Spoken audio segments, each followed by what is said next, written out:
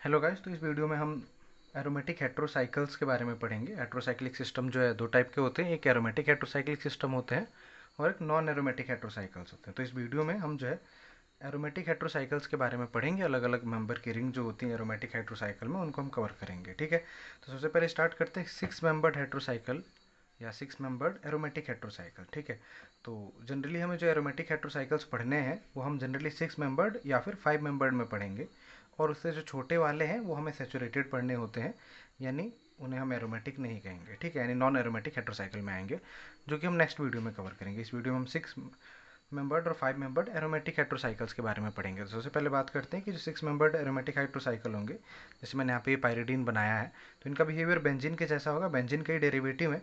एक हमने क्या किया यहाँ पे, अगर मैं इसको स्ट्रक्चर को अगर एक्सप्लेन करूँ, तो इस तरीके से जो बेंजीन था, बेंजीन में मैंने जो कार्बन था उसको हटा के एक नाइट्रोजन अटैच कर दिया। तो इस नाइट्रोजन के अटैच करने से क्या क्या फ़र्क पड़ेगा वो हमें इसमें देखना है। तो सबसे पहली चीज़ तो हमें ये देखनी है कि नाइट्रोजन, यहाँ पे अगर कार्बन था तो उसके पास कोई लोन पेयर नहीं था, जबकि इस नाइट्रोजन के पास एक लोन पेयर है। ठीक है, तो पहली चीज़, ये लोन पेयर जहाँ पे अगर किसी और कंपाउंड की ज़रूरत पड़ेगी तो ये अपना लोन पेयर डोनेट कर सकता है। ठीक है, जबकि ये डबल बॉन्ड डोनेट नहीं करेगा। यहाँ पे डोनेट सबसे पहले कौन करना चाहेगा? नाइट्रोजन। दूसरी चीज़, क्योंकि नाइट्रोजन एक इलेक्ट्रोनेगेटिव एलिमेंट है कार्बन से, तो इसलिए जो ये बॉन्ड, ये जो इलेक्ट्रॉन डेंसिटी है जो कि इस कार्बन पे रही होगी, इस कार्बन पे, इस कार्बन पे, इस कार्बन पे, इस कार्बन पे, जो टोटल मिला के इलेक्ट्रॉन डेंसिटी थी, अगर हम बेंजीन की बात करें तो बेंजीन में 6 के 6 क्या थे? कार्बन थे। तो वहाँ पे जो इलेक्ट्रॉन डेंसिटी थी, ठीक है, ये बेंजीन है, बेंजीन में जो है जो इलेक्ट्रॉन डेंसिटी थी हर एक कार्बन पे इक्वल थी। ठीक है, तो अगर हम हर एक कार्बन की इलेक्ट्रॉन डेंसिटी को 1 कंसिडर करके चल रहे हैं बेंजीन के लिए जो है, तो यहाँ पे क्या होगा, क्योंकि नाइट्रोजन इलेक्ट्रोनेगेटिव है तो वो इलेक्ट्रॉन डेंसिटी को खींच लेगा। ठीक है, किस तरीके से खींचेगा? इस कार्बन की डेंसिटी, इलेक्ट्रॉन डेंसिटी 1 से कम हो जाएगी काफ़ी ज़्यादा, इसकी भी कम होगी और इसकी भी कम होगी। तो क्योंकि इलेक्ट्रोनेगेटिव है तो इसलिए इलेक्ट्रॉन डेंसिटी को डिक्रीज़ कर रहा है, और इलेक्ट्रॉन डेंसिटी को डिक्रीज़ कर रहा है क्योंकि ये नाइट्रोजन जो है, तो इसीलिए हम इसे कहते हैं कि इलेक्ट्रॉन डेफिशिएंसी रिंग में क्रिएट हो जाती है, और इसीलिए हम ऐसे एरोमेटिक हेट्रोसाइकल्स को पाई डेफिशिएंट एरोमेटिक हेट्रोसाइकल्स कहते हैं। ठीक है, फिर इसके बाद जो है, अगर ज़्यादा इलेक्ट्रोनेगेटिव एलिमेंट आएगा तो ज़्यादा इलेक्ट्रोनेगेटिव से खींचेगा और मोर डिफिशिएंसी क्रिएट होगी। यहाँ पे मैंने रेजोनेंस स्ट्रक्चर बनाए हैं पायरिडीन के, तो आप देख सकते हैं यहाँ पे जो है किस तरीके से रेजोनेंस स्ट्रक्चर बनेंगे। सबसे पहले जो है ये डबल बॉन्ड ब्रेक होगा। डबल बॉन्ड ब्रेक होगा तो नाइट्रोजन क्योंकि ज़्यादा इलेक्ट्रोनेगेटिव, तो उस पर नेगेटिव चार्ज आ जाएगा और इस कार्बन पे आ जाएगा पॉजिटिव चार्ज। फिर इसके बाद ये किस तरीके से माइग्रेट करता हुआ ये 5 रेजोनेटिंग स्ट्रक्चर्स देगा और एक स्ट्रक्चर से दूसरे स्ट्रक्चर में कन्वर्ट होगा। ठीक है, फिर हम बात करते हैं 5 मेंबर्ड एरोमेटिक हेट्रोसाइकल्स की।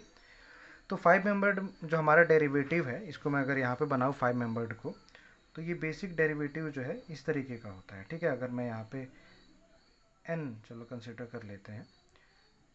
ठीक है, तो ये 5 मेंबर्ड एरोमेटिक हेट्रोसाइकिल है। नाइट्रोजन के पास जो लोन पेयर है वो इस बार रेजोनेंस में इन्वॉल्व है। यहाँ पे 6 पाई सिस्टम था। ठीक है, 6 मेंबर्ड में जो है, और जो लोन पेयर था वो इन्वॉल्व नहीं था, जबकि जो 5 मेंबर्ड है उसमें जो लोन पेयर आ रहा है हेट्रो एटम पे वो इन्वॉल्व है इसमें। ठीक है, इसके रेजोनेंस में इन्वॉल्व होगा। तो इसका मतलब इस बार जो ये इलेक्ट्रॉन पेयर है ये डोनेट कर रहा होगा इस सिस्टम को, तो डोनेट कर रहा है, इसीलिए जो है इलेक्ट्रॉन डेंसिटी बढ़ जाएगी जो रिंग है इसके ऊपर जो है, और इसे हम पाई एक्सेसिव एरोमेटिक हेट्रोसाइकिल कहते हैं। किसको?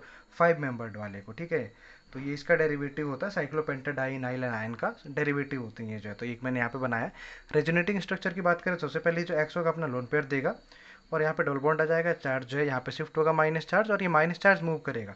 अगर आप पोजीशन देखें माइनस चार्ज की, तो इस पोजीशन पे, उसके बाद इस पोजीशन पे, उसके बाद इस पोजीशन पे, उसके बाद इस पोजीशन पे, यानी टोटल मिला के चारों पोजीशन जो यहाँ पे बन रही हैं, ये चारों पोजीशन कवर हो गए हैं। चारों पोजीशन पे नेगेटिव चार्ज है, यानी इलेक्ट्रॉन डेंसिटी बढ़ गई है। ठीक है, तो इलेक्ट्रॉन डेंसिटी बढ़ जा रही है, यहाँ से आपको ये ध्यान रखना है।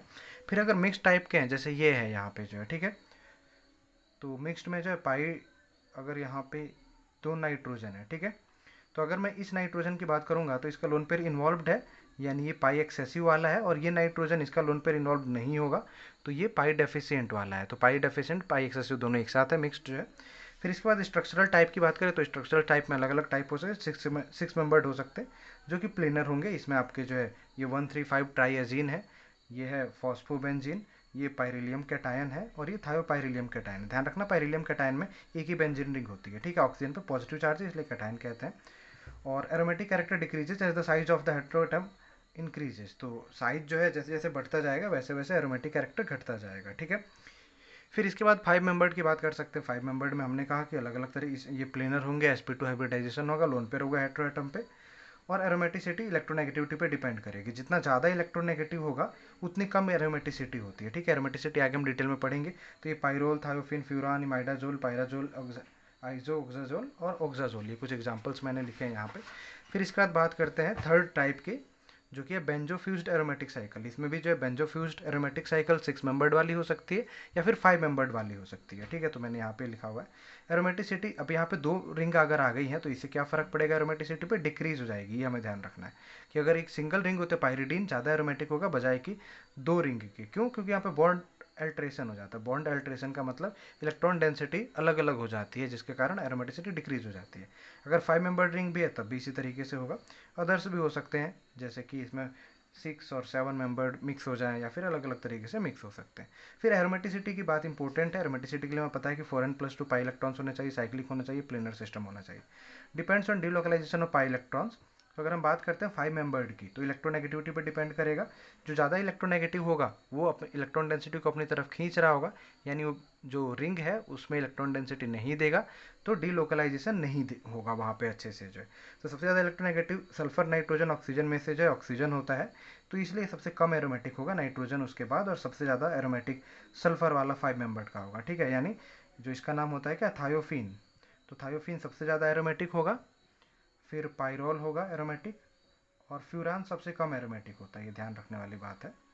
ठीक है, बॉन्ड अल्ट्रेशन रेशियो हम कहते हैं इसे जो है। अगर रेशियो अगर 1 के आसपास है, यानी इलेक्ट्रॉन डेंसिटी जो है 1 के आसपास है, तो हम मान के चलते हैं कि एरोमेटिक है। ठीक है, फ्यूज सिस्टम डिक्रीजेज एरोमेटिसिटी, तो हमने बताया आपको। ये अगर जो है बेंजोपाइरोल है, ये फ्यूज सिस्टम की बात की जाएगी, तो बेंजोपाइरोल, बेंजोथायोफिन, बेंजोफ्यूरॉन, ये जो इनका एरोमेटिसिटी का ऑर्डर है। 6 मेंबर्ड में भी हमने कहा कि एरोमेटिसिटी डिक्रीज होगी और फ्यूज सिस्टम में और ज़्यादा डिक्रीज होगी। ठीक है, रेजोनेंस एनर्जी डायरेक्टली प्रोपोर्शनल होती है एरोमेटिसिटी की, आप सबको पता है छोटी क्लासेस से ही जो। इसमें एक दो और सिस्टम्स भी हैं जो आपको पता होने चाहिए, जैसे कि एक है पायरिडोन्स। तो पायरिडोन्स में क्या आता है, यहाँ पे पायरिडीन था 6 मेंबर्ड रिंग, उसमें एक ओन लग गया, ओन यानी कीटोन ग्रुप लग गया। तो यहाँ पे आप कीटोन ग्रुप देख सकते हैं। ठीक है, तो ये इसकी एक फॉर्म है, जब ये नाइट्रोजन के बगल में डबल बॉन्ड ओ लगा हुआ है और ये कि पैरा पोजीशन पे लगा हुआ है। तो अगर पैरा पोजीशन पे डबल बॉन्ड ओ है तो इसकी एरोमेटिसिटी ज़्यादा होगी। पायरिलियम सॉल्ट्स होते हैं, जो ये हमने पहले भी थोड़ी देर पहले डिस्कस किया था, पायरोन्स होते हैं इस तरीके से। ठीक है, इसके बाद एरोमेटिक रिएक्टिविटी की बात करते हैं, ये आपका बहुत ज़्यादा इंपॉर्टेंट है यहाँ से। तो सबसे पहली बात तो, क्योंकि ये एरोमेटिक सिस्टम है तो ये एक्स्ट्रा स्टेबिलिटी रहेगी। क्यों? क्योंकि यहाँ पे डीलोकलाइजेशन है पाई इलेक्ट्रॉन्स का, या एरोमेटिसिटी है। ठीक है, अब रिएक्टिविटी कैसे होगी, तो रिएक्टिविटी अगर हम पहले डिस्कस करते हैं 6 मेंबर्ड रिंग में जो। ठीक है, तो 6 मेंबर्ड रिंग की बात करें तो जैसे मैं यहाँ पे एक रिंग बना रहा हूँ, उसके थ्रू जो हम समझेंगे 6 मेंबर्ड रिंग का एग्जाम्पल लेके। ठीक है, तो ये मैंने जो है यहाँ पे अगर 6 मेंबर्ड रिंग बनाया, नाइट्रोजन वाली रिंग, तो इसके पास है लोन पेयर। ये हमें ध्यान रखना है क्योंकि ये रिएक्टिविटी में पार्टिसिपेट करेगा, तो ये बहुत इंपॉर्टेंट पॉइंट हो जाता है। ठीक है, चलो मैं एक बार फिर से यहाँ पे बनाता हूँ। तो ये जो है नाइट्रोजन के पास है लोन पेयर। तो अब हम जनरली बात करेंगे कि इलेक्ट्रोफिलिक रिएक्शंस की, सबसे पहले कि अगर कोई इलेक्ट्रोफाइल आएगा तो इसमें कहाँ पे अटैच होना चाहेगा। ठीक है, इलेक्ट्रोफिलिक अटैक, इलेक्ट्रोफाइल आ रहा है। इलेक्ट्रोफाइल जैसे कि जैसे HNO3 डाल दिया हमने, ठीक है, जैसे हमने H2SO4 डाल दिया। ठीक है, इसके कंसनट्रेटेड जो है। ठीक है, फिर इसके अलावा हमने जो है फ्रीडल क्राफ्ट रिएक्शन करा दी। Friedel Crafts reaction, Friedel Crafts reaction में जैसे नाइट्रेशन हो गया, ये सारी जो है नाइट्रेशन, सल्फोनेशन और इसके अलावा हेलोजेनेशन और ये सारी जो रिएक्शंस होती हैं। ठीक है, इसके अलावा जो है, तो ये हमारे इलेक्ट्रोफिलिक रिएक्शंस है बेसिकली। तो इलेक्ट्रोफिलिक रिएक्शंस जो है, इलेक्ट्रोफाइल आ रहा है तो उसे क्या इलेक्ट्रॉन डेंसिटी चाहिए होगी, और इलेक्ट्रॉन डेंसिटी यहाँ पे नाइट्रोजन के पास पहले से ही प्रेजेंट है। तो सबसे ज़्यादा इलेक्ट्रॉन डेंसिटी तो नाइट्रोजन के पास है, तो सबसे पहले तो यही डोनेट कर देगा। यानी इलेक्ट्रोफिलिक जो अटैक होगा सबसे ज़्यादा कहाँ पे होगा, इस नाइट्रोजन पे होगा। तो इसको मैंने यहाँ पे समझाया है, आप स्ट्रक्चर के बेसिस पे ध्यान दे सकते हैं। तो ये मैंने 1 जो लिखा है, ये इलेक्ट्रोफिलिक अटैक का पहला सेंटर होगा। अगर सपोज करो नाइट्रोजन पहले से अटैच है, यानी किसी और के साथ जुड़ा है सॉल्ट की फॉर्म में, तो पहला पोजीशन तो ये फिक्स हो गया। तो अब इलेक्ट्रोफिलिक अटैक का सेकंड पोजीशन होगा, जो कि क्या है, इसको मैंने नंबर 3 से रिप्रेजेंट किया है। ठीक है, यानी अगर जो है इलेक्ट्रोफिलिक अटैक होना तो सबसे पहले वो नाइट्रोजन पे होना पसंद करेगा।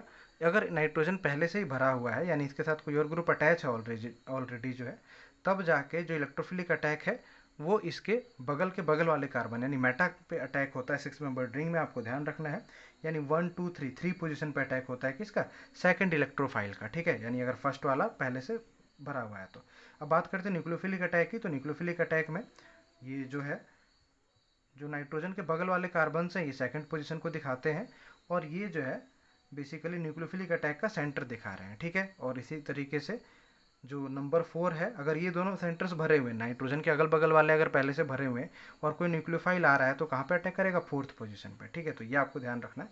ये मैंने बाकी कंपाउंड्स में भी इस तरीके से डिस्कस किया कि कहाँ पे किस किस तरीके से अटैक हो सकता है। अगर फ्यूज सिस्टम की बात करें तो ये हमारे पास फ्यूज सिस्टम एक मैंने बनाया है। तो फ्यूज सिस्टम जिसमें 6 मेंबर्ड रिंग है बेंजीन के साथ जो है।